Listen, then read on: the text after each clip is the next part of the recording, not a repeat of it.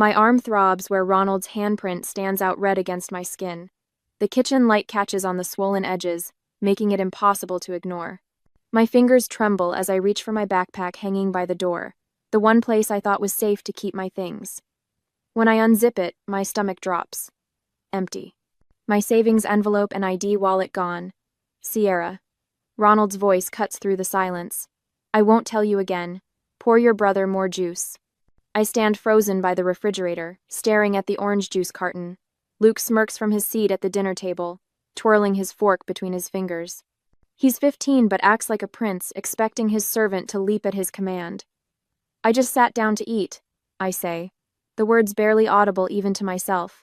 Ronald's fist slams against the oak table, rattling the plates. If you can't respect your place in this house, then get out. I look to my mother, Valerie, hoping for even the smallest sign of support.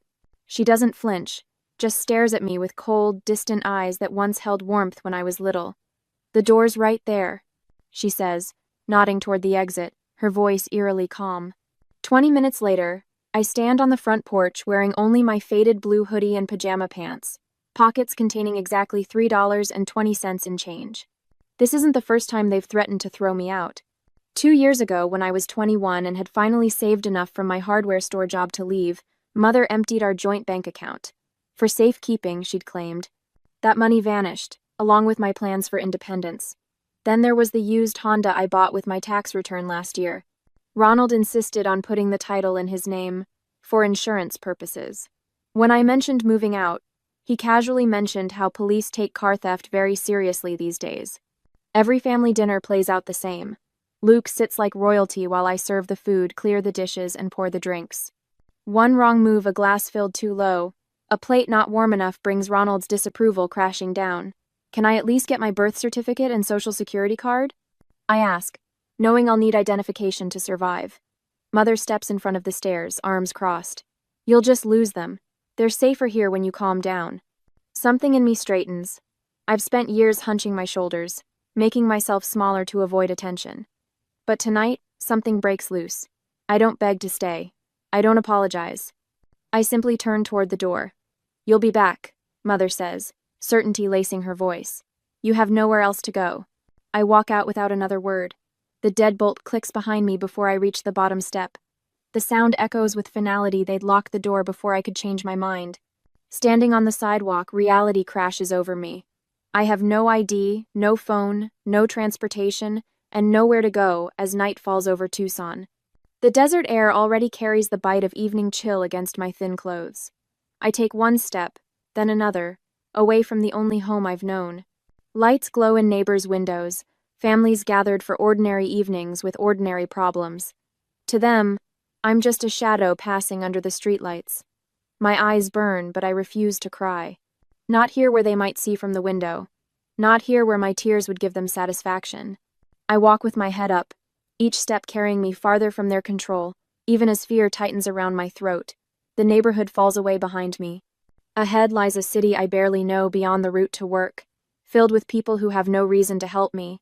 But I keep walking, one foot in front of the other, dry-eyed and silent. I am Sierra Thorne, and tonight I own nothing but my name and the space I take up in the world. But for the first time, that space belongs entirely to me. Later that same night, the shadows deepen as I wander past shuttered storefronts, their metal grates pulled down like eyelids closed against the night. My feet ache from the rough pavement, each step a reminder of how unprepared I am for this new reality. The temperature drops with every passing minute, the desert air surrendering its heat to the vast, uncaring sky. I turn down a service alley behind Jose's tire and wheel, seeking shelter from the wind that now carries a chill sharp enough to slice through my thin hoodie. The scent of rubber and motor oil hangs in the air, oddly comforting in its familiarity after years of washing Ronald's grease-stained work clothes. A movement catches my eye, a neighborhood cat leaping from the rim of the large metal dumpster. Something about its graceful escape draws me closer. When I peer inside, my stomach lurches so violently, I have to grab the rusted edge to stay upright. Photos. My photos. The faded Polaroid of my 5th birthday before my father left. The science fair certificate from 8th grade. My grandmother's hand-knitted blanket. The contents of my life tossed away like spoiled food. I reach in with trembling fingers and pull out my childhood journal, its corners damp from something I don't want to identify. The realization hits me with physical force they hadn't thrown me out in a moment of anger. This was planned. While I stood on the porch, they were already erasing me from the house.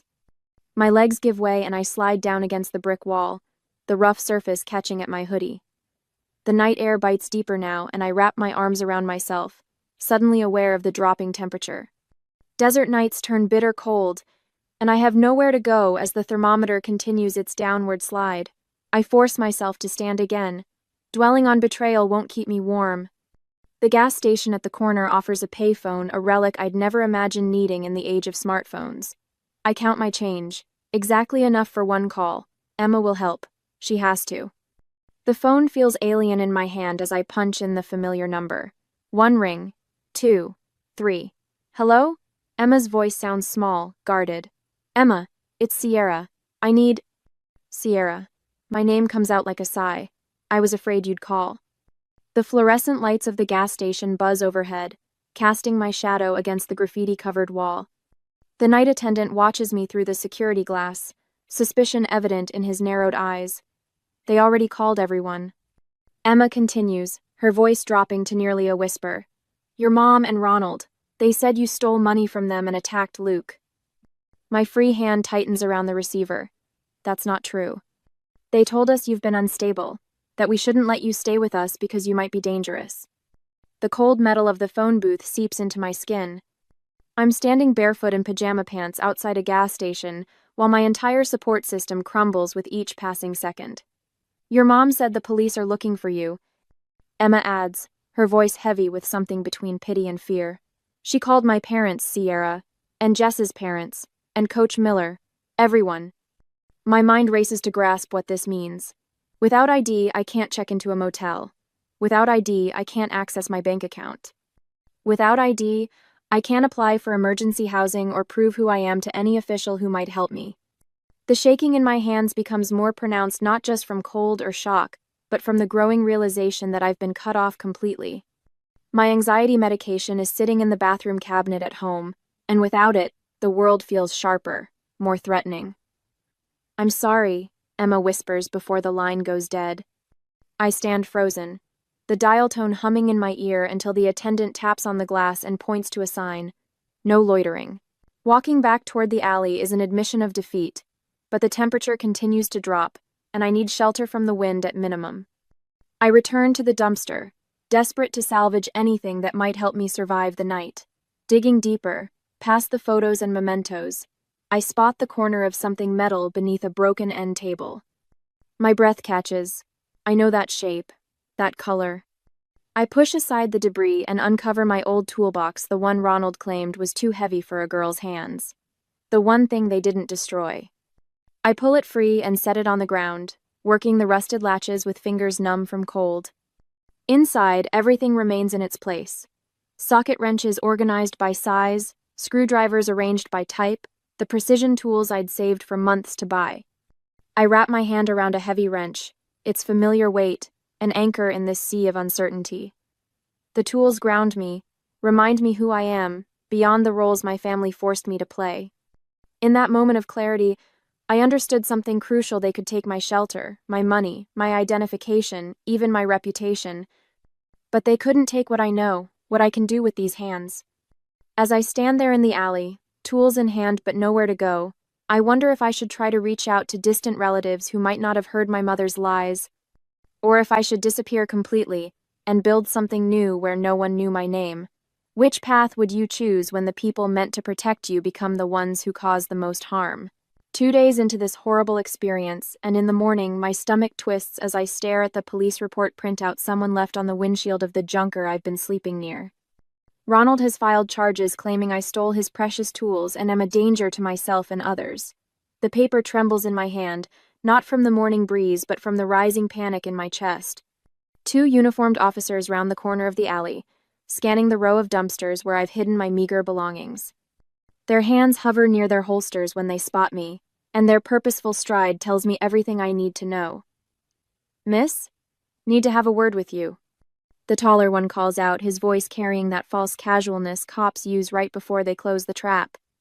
Before I can decide whether to run or surrender, the door of an ancient Dodge van parked behind the garage swings open. A weathered man with silver hair and a beard to match steps out, wiping grease-stained hands on a shop rag.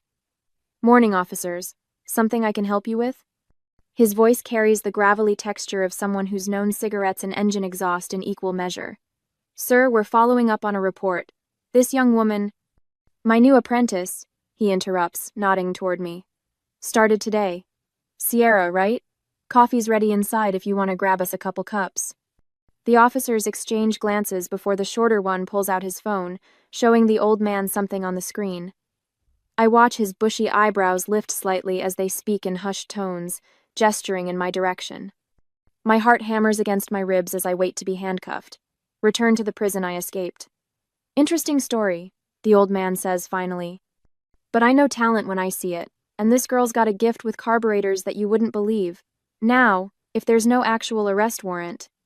The officers leave with reluctant backward glances. I remain frozen until their patrol car disappears around the corner. "Thank you," I whisper, my voice rusty from disuse. "Clyde Booker," he introduces himself with a nod. "Better get some sleep if you're going to be any use tomorrow. Van's yours tonight. I'll take the couch inside." That night I curl up on the worn bench seat of his van, breathing in the comforting scent of motor oil and old vinyl, pretending this arrangement is temporary even though we both know it isn't. My first week working in Clyde's garage leaves my hands in ruins. Without proper gloves, the skin splits and bleeds across my palms as I grip wrenches and crawl beneath the chassis. Each night I wrap my fingers in whatever clean rags I can find, only to tear the wounds open again the next morning. The granola bars Clyde tosses my way barely keep my body functioning. By day 3 into the job, dark spots swim in my vision when I stand up too quickly from under a car. I've gone from 3 meals a day in a house where food was my only comfort to scrounging for nutrition like a stray animal. The silence is the worst part. After years in a household filled with constant noise, Ronald's booming commands, Luke's endless complaints, television blaring to drown out arguments, the quiet of the garage at night presses against my eardrums like a physical weight. The intake manifold needs to be stripped and resealed. I practice saying aloud to myself when alone, just to hear a human voice. The timing belt should be replaced every 60,000 miles. Simple automotive facts become my lullabies, keeping loneliness at bay. Each passing car makes me flinch. Each customer who enters the shop transforms momentarily into Ronald in my mind. I drop tools, startled by innocent sounds, earning confused looks from Clyde. "Eat," Clyde says during our 3rd day, pushing half a sandwich toward me.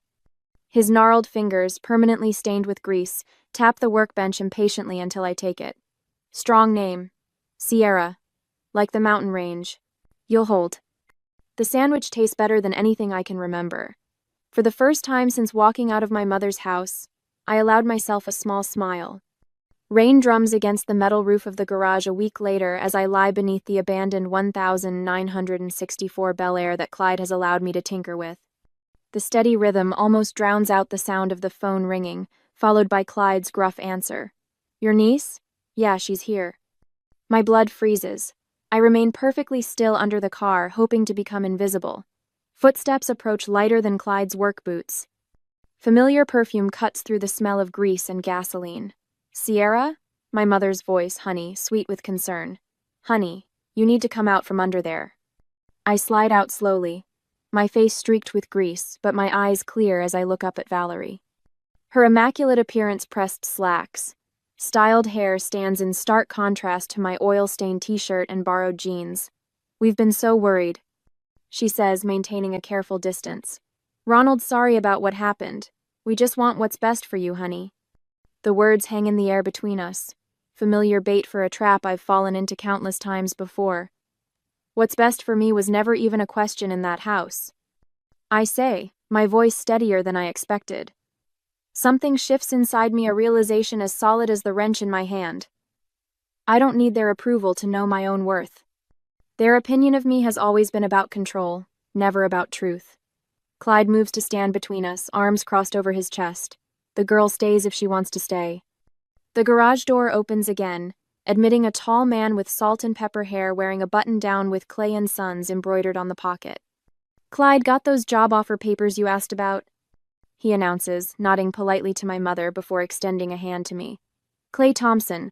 Clyde says you've got a natural touch with restorations. I stare at his outstretched hand, then at my mother's tightening expression. These strangers who barely know me have shown more respect for my abilities in days than my family has in years.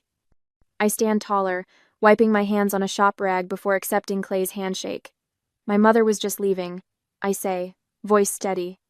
Valerie's lips press into a thin line before she turns and walks out into the rain without opening her umbrella. The days that follow bring structure I didn't know I was missing. I work at Clay & Sons during daylight hours, learning electrical schematics and modern fuel injection systems. Evenings belong to the Bel Air, my hands growing steadier as Clyde watches from his folding chair, offering occasional guidance. After 2 weeks, I found a small envelope tucked beneath my pillow in the van. Inside, temporary ID paperwork, a social security card application, and $200 cash. The note reads simply, "First step to standing on your own, no payback needed." For the first time since that night on the porch, I allow myself to cry not from fear or loss, but from the strange, unfamiliar feeling of being seen for who I truly am. A month into this work, I have learned my things, and I have set the necessary goals. The fluorescent lights of Clay & Sons cast long shadows across the workbench as I spread out my 3-month plan. Each goal written in precise block letters: secure permanent ID by the 15th of August, open sole proprietor bank account by the 1st of September, find permanent housing by October. No maybes, just deadlines. You're burning yourself to the ground, kid, Clyde says, his weathered hands adjusting the carburetor I'd been cleaning for the Bel Air. 4 hours of sleep ain't sustainable. I shrug, the movement stiff from yesterday's welding practice. Neither is homelessness. My days blur into a relentless rhythm as another month passes. Mornings at Clay & Sons working electrical schematics until my eyes cross. Evenings with Clyde rebuilding the Bel Air's engine block bolt by meticulous bolt. Lunch breaks are spent memorizing repair manuals instead of eating. My arms ache from practicing welds until the metal seams disappear into perfect silver rivers.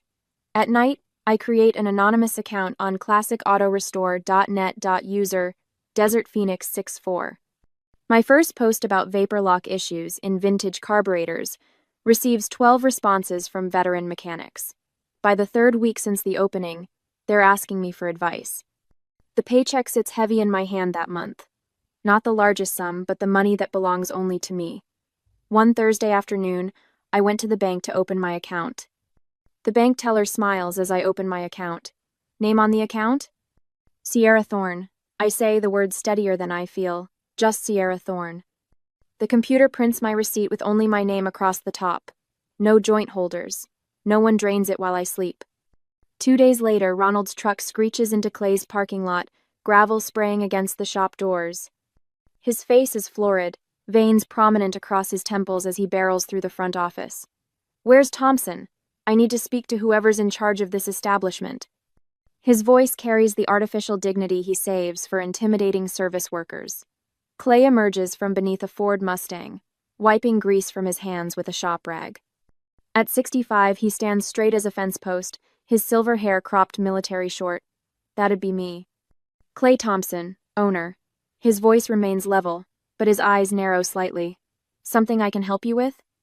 Ronald jabs a finger toward where I stand, frozen by an engine hoist. "You need to terminate her employment immediately.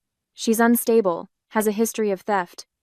Stole family heirlooms before running away." Clay glances at me, then back to Ronald. "Only unstable person I see is the one yelling in my shop. Sierra's the best junior tech I've hired in years." Ronald's face darkens. "You don't understand. There are legal implications to harboring a troubled individual. Her mother and I are concerned for her welfare." "Legal implications?" Clay's eyebrow rises. Interesting choice of words. "I can have my attorney contact you if necessary." Clay sets down his rag with deliberate care. "I practiced law for 30 years before retiring to open this shop, specialized in family court and employment discrimination. Still keep my bar membership current." His voice drops. "So, if you're considering making false claims about my employee, I'd reconsider."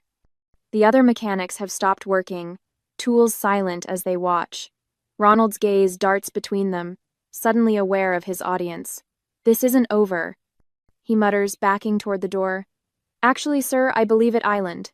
Clay turns to the others. Back to work, folks. These cars won't fix themselves.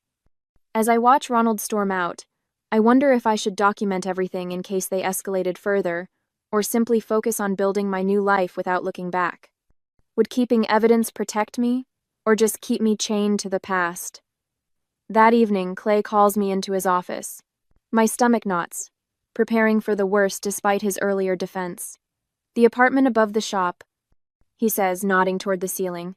Previous tenant moved out last month. Needs some work, but the rent's reduced if you're interested. Call it an apprenticeship perk. The words stick in my throat. I can't. Can't what? Accept help? Sierra, there's a difference between charity and investment. I invest in talent. He slides a key across the desk. It's yours if you want it. In days to come, the small apartment becomes my sanctuary. Clyde spends evenings teaching me restoration techniques he learned during his time as a mechanic in Vietnam. His fingers, gnarled with arthritis, still demonstrate precision welding that puts my attempts to shame. Patience, he says, guiding my hand. Metal's got a memory. Treat it with respect. Martha from the corner diner starts appearing at lunch, paper bags filled with sandwiches and homemade cookies. Can't have our best mechanic running on empty, she says, waving away my attempts to pay. My husband's Corvette needs work next month anyway. Consider it a down payment. Their kindness lands like rain on parched earth, startling at first, then gradually absorbed. No strings attached, no debts accumulated, no services demanded in return. Just genuine care that expects nothing back. Two customers chatting near the coffee machine don't notice me underneath the car they're leaning against. Ronald Thorne's landscaping business is circling the drain, one says. Heard he's drinking heavy now. Wife barely leaves the house anymore. Karma's a patient collector, the other replies. The shop phone rings later that afternoon. When I answer, there's breathing on the line, then a click. The caller ID shows Luke's cell number. That evening, Clay posts a flyer on the break room bulletin board. Phoenix Motor Revival Expo 2025, in bold letters across the top. The Bel Air's restoration is 3/4 complete, its gleaming body a testament to hundreds of hours of meticulous work. I trace my fingers over the expo date. For the first time, I'm building something that can't be taken away. 2 months later, as I was preparing for the expo, my phone buzzed against the workbench, rattling my socket wrench. Unknown number. My heart trips over itself when I answer. Sierra. My mother's voice sounds wrong. Strained. Can we talk? That week, Valerie shows up at my apartment above Clay's shop. Her appearance shocks me. Hair unwashed, eyes darting, fingers constantly rearranging her purse strap. Nothing like the composed woman who locked me out 7 months ago. You look good. She lingers in the doorway, scanning my small apartment. Not much to see: a bed, kitchenette, and a desk covered with restoration manuals. I've been thinking about us, about family healing. I remain standing, arms folded. What do you want, Mom? We heard about the Bel Air. Her smile wobbles. Ronald thinks we could help with the restoration. Make it a family project. He has connections at the expo, people who could feature your work, our work, prominently. The real agenda surfaces when she adds, Ronald already told his clients he's been restoring a classic. The Bel Air would be perfect to showcase at his booth. Her eyes narrow. Though I wonder about the paperwork. Do you have proper documentation for that car? Ronald mentioned something about titles needing to be in order for the expo. The threat hangs in the air between us. I walk to my desk without a word, open the top drawer, and remove a folder. The weight of it in my hands feels satisfying. Clyde signed over the title to me 3 months ago. I lay the transfer papers on the table. The Bel Air is legally mine. Her face tightens as I open my laptop, clicking through photo folders. I've documented every step of the restoration, timestamp on each photo. I turn the screen toward her.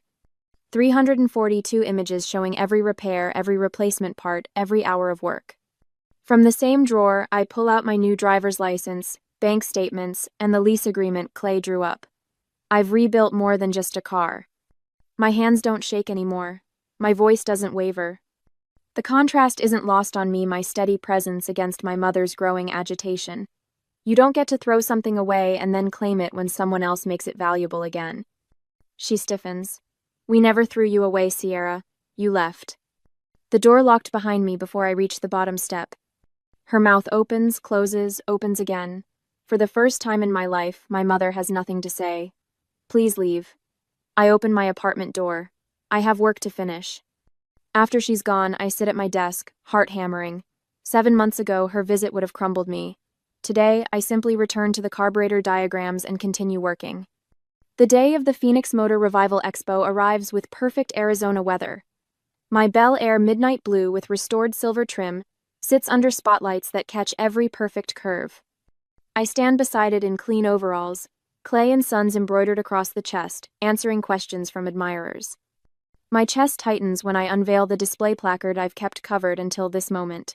Restored by Sierra Thorne, for the girl left on the curb. An hour later, the judges gather near the stage. For Best Classic American Restoration, celebrating craftsmanship and historical accuracy. The 1964 Chevrolet Bel Air, restored by Sierra Thorne. The applause washes over me as I accept the trophy, a golden wrench mounted on walnut. That's when I spot them at the back of the crowd. Valerie, Ronald, and Luke, staring open-mouthed at the car that once sat rusting behind Clyde's garage. I don't acknowledge them, don't need to. The power has shifted completely. Miss Thorne, could you explain the original factory specifications for this carburetor setup? An older man in a vintage car club jacket leans close to examine my work. The Rochester 4-barrel was standard for the 283 engine, I explain, but this one has period-correct modifications that boost performance while maintaining authenticity. Other restoration specialists cluster around with technical questions. How did you source the correct upholstery patterns? What technique did you use on the dashboard restoration? My family stands forgotten at the edge of the crowd. Ronald attempts to approach, but 3 different people step between us, asking about my paint selection process. The irony isn't lost on me. After years of being invisible in my own home, I'm now the center of attention while they fade into the background. Through gaps in the crowd, I notice Luke lingering nearby, staring at the car, then at me. He takes half a step forward before stopping, uncertainty on his face. He doesn't speak. A woman in a tailored suit approaches with a business card. Barrett Jackson Auction Program. We're looking for feature cars with compelling stories for our upcoming catalog. This Bel Air has exactly the kind of craftsmanship and narrative our collectors appreciate. As I take her card, whispers reach me from nearby attendees. That's Ronald Thorne's stepdaughter, isn't it? Heard his landscaping business is tanking since people found out how he treated her. Karma, someone else murmurs. I tuck the business card into my pocket and turn back to the growing crowd of admirers. The Bel Air gleams under the lights, every repaired dent and polished surface, telling the story of what happens when someone believes broken things deserve restoration, just like me. And in a year, I will build my own life with my family completely erased. My hands glide over the polished steering wheel of the 2064 Bel Air, no longer shaking when I speak to the 2 apprentices watching my every move. The carburetor sits disassembled on the workbench, each piece arranged in perfect order. Notice how the float needle shows wear at this specific point? I point with a steady finger. That's your first clue something's restricting fuel flow. The younger apprentice, a lanky college dropout named Danny, leans closer. How'd you learn to spot that so fast, Sierra? I meet his eyes directly, something I couldn't do a year ago. Practice. And learning the hard way. At 24, I've become the senior restoration specialist at Clay & Sons. Instead of serving juice to my stepbrother, I now supervise a team that nods when I speak. The latest issue of Restoration Monthly sits open on my desk, featuring a full-page spread of the Bel Air with my bylined article on carburetor rebuilding techniques. Miss Thorne? Clay appears at the doorway. Customer with the 2057 Thunderbird has questions about the electrical work. Can you walk him through it? I stand taller now, shoulders squared instead of hunched. Sure thing. The customer, an older gentleman in an expensive golf shirt, listens intently as I explain our approach to preserving original wiring while ensuring safety. He doesn't glance at Clay for confirmation after I finish. My expertise is enough. Later that evening, the garage fills with the aroma of turkey and stuffing. The long work table has been cleared of tools and covered with a red checkered tablecloth. Clay carves while Clyde arranges plates. 2 mechanics from the shop and their wives complete our circle. Sierra, would you pass the potatoes, please? Clay's wife asks. Certainly. Thank you for bringing them, they smell amazing, I reply, the simple exchange washing over me like a benediction. 1 year ago, a request at dinner meant a command. Now these words, please, thank you, certainly flow like oil through a well-maintained engine. No one's fist pounds the table when a glass tips over. No one watches me with cold eyes, waiting for mistakes. I lift my water glass. To the family we choose and the people who see us clearly. The others raise their glasses. Clyde's eyes crinkle at the corners, pride evident in the slight nod he gives me. After dessert, I find myself initiating a conversation about next year's Barrett-Jackson auction, not waiting for permission to speak, not measuring my words against potential anger. When I laugh at one of Clay's terrible jokes, the sound startles me with its freedom. A week later, Clyde invites me to the original garage where I first slept in his van. The space has transformed into my own restoration workshop, with equipment I've gradually purchased and organized to my specifications. Clyde pulls something from his pocket. Keys dangle from his weathered fingers. Got myself something newer. Figure you could use this for parts pickup. He gestures toward his old Dodge van parked outside. I take the keys, our calloused hands briefly touching. We don't speak, don't need to. The silent understanding between mentor and student transcends words. He sees the journey from the girl who trembled in an alley to the woman who stands before him now. The next morning, I slide behind the wheel of the Bel Air, windows down as I drive along the open Arizona highway. The desert stretches endlessly, the afternoon sun painting everything in gold. On the passenger seat rests a folder labeled Thorn Restoration, Business Plans, Loan Applications, and Location Scouting Notes for my own shop. I pass my old neighborhood without slowing, eyes fixed on the horizon where distant mountains rise in purple silhouette. The same mountains my name comes from. Sierra, like the mountain range. You'll hold. At a lookout point high above the valley, I park and step out, taking a deep breath of free air. The breeze carries the scent of creosote and possibility. As I sit watching the sunset paint those mountains, I wonder if forgiveness is something you owe to people who never acknowledge the harm they caused, or if moving forward without them is its own form of grace. Is letting go of anger enough? Or should reconciliation require something more from those who hurt you? The answer may not matter anymore. My hands rest steady on the steering wheel. The road ahead belongs to me,